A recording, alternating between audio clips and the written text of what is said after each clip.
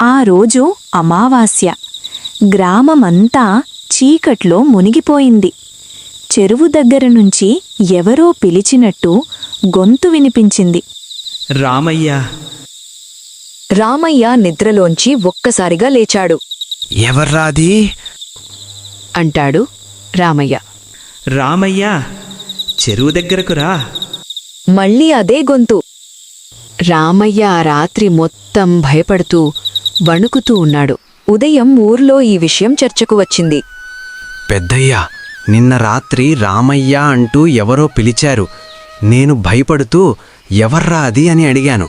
మళ్ళీ రామయ్యా, చెరువు దగ్గరకు రా అని గొంతు వినిపించింది.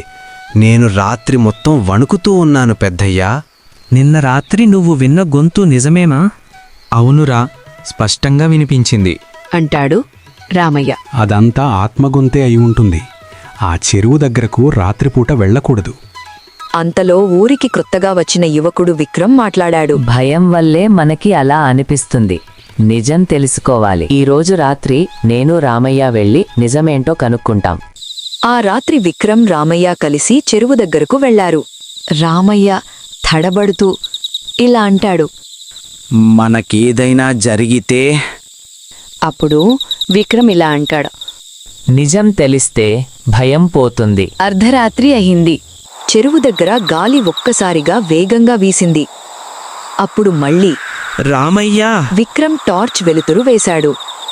చెరువు గట్టు దగ్గర ఒక వృద్ధుడు కూర్చుని ఉన్నాడు. నన్ను క్షమించండి. భయపెట్టాలనే కాదు. ఎవరు మీరు? ఇంత రాత్రివేళ ఇక్కడేం చేస్తున్నారు? అంటాడు రామయ్య. అప్పుడు వృద్ధుడు కన్నీళ్లతో ఇలా అంటాడు. ఈ చెరువు కట్ట నేనే కట్టాను. ఇప్పుడిది కూలిపోతుంది. ఎవ్వరూ వినడం లేదు. వాళ్ళిద్దరూ షాక్ అయ్యారు. వృద్ధుడు కట్టలో పగుళ్లు చూపించాడు. ఇది నిజమే రామయ్య, పెద్ద ప్రమాదం. అయితే ఊరిని కాపాడాలి. అప్పుడు రామయ్య ఊరందర్నీ లేపడానికి వెళ్ళాడు. పెద్దయ్యా, పెద్దయ్యా, అందరూ త్వరగా లేవండి. ఏమైందిరా, మధ్యరాత్రి వేళ ఇంత గట్టిగా అరుస్తూ వస్తున్నావు? అప్పుడు రామయ్య ఇలా అంటాడు. మనకు పెద్ద సమస్య వచ్చింది. ఏం సమస్యరా? అప్పుడు రామయ్య ఇలా అంటాడు. మన చెరువు కట్ట పగులు వచ్చాయి. అందరం వెళ్దాం పదండయ్యా. వెంటనే ఊరంతా లేపారు. అలా రామయ్య ఊరి అందర్నీ తీసుకుని చెరువు కట్ట వద్దకు వెళ్ళాడు.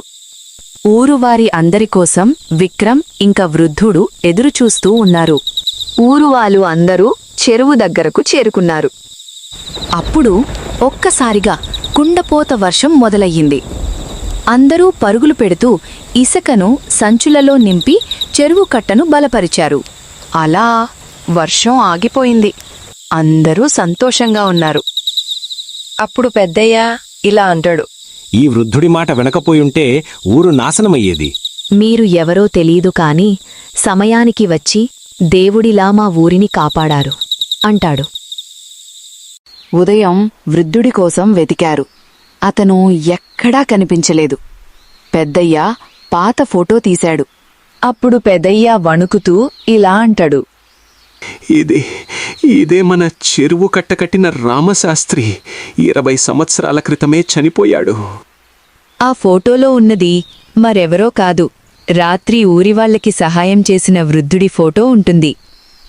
అప్పుడు విక్రమ్ ఇలా అంటాడు. అయితే నిన్న రాత్రి మనల్ని హెచ్చరించిందెవరు? విక్రమ్ ఇలా అంటాడు. రామయ్య విక్రమ్ ఒకరినొకరు చూసుకున్నారు. చెరువు మీద గాలి మెల్లగా వీచింది. ఆ రోజు నుంచి ఎవరు చెరువు దగ్గరికి వెళ్ళినా ఒక మాట వినిపిస్తుంది అంటారు. గ్రామం బతకాలంటే చెరువు బతకాలి.